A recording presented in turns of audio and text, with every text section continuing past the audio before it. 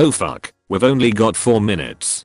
After trying so fucking hard to avoid buying this year's Call of Duty, I eventually caved like a little bitch, but I'm sure this is the only game this year where the main selling point is nostalgia. The campaign in Modern Warfare is so fucking good, and if it was up to me, it would be sold separately from the rest of the game. In the first time in maybe 10 fucking years, Call of Duty actually looks like a modern game in terms of graphics, which is perfect when the story departs from the standard Team America military glory shoot fest and replaces it with an experience that makes army enlistment rates drop lower than the average Jamaican limbo athlete. This game makes Modern Warfare 2's No Russian look like it was made for the vampire guy on Sesame Street to count war crimes, because my fucking god, are there some confronting moments. Standouts like dismemberment, murdering mothers in front of their children, playing as a child while killing adults with your bare hands, interrogating an enemy by threatening to murder his family, and other various things that constitute a court-martial.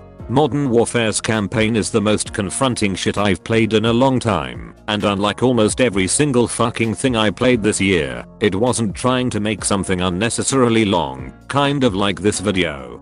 The multiplayer is about what you'd expect for any Call of Duty game. It's a feature-rich super polished vanilla shooter that doesn't attempt to reinvent the wheel, but delivers a sexy wheel nevertheless. Like every COD game, there are bullshit weapons that are fucking broken, but like pretty much every similar title, I opted out of these boring assault rifles in favor of underpowered loadouts that mainly relied on pistols and clever play. This meant by the time I actually found a better gun lying on the ground, the game was suddenly put on easy mode until I got cheesed by another camping piece of shit. The good news is that weapons have a crazy level of customization, which calls back to older Battlefield games in terms of options. I just unlocked the bipod for my bipod. Although unfortunately, kill streaks are still present in the game, which is such an awful fucking system. Its entire existence just encourages players to camp with a small nation's supply of claymores and murder any players who attempt to come anywhere near an objective, with the slim hope that they might just be able to kill enough people without dying so they can use another mechanic in the game to score even more cheap kills.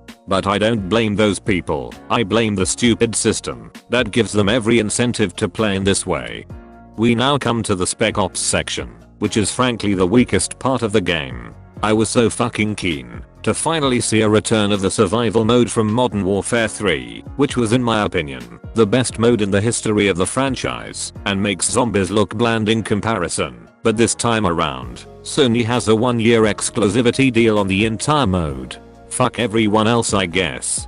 The rest of the missions don't live up to the hype of what they were a decade ago. Even just being at the same level would have been fine, but it couldn't even achieve that. Cooperative, role-oriented missions, like the GTA 5 online heists, would be too fun. Instead, enjoy taking in the amazing graphical fidelity while you realistically run down 17 flights of stairs. Spec Ops just isn't worth anyone's time.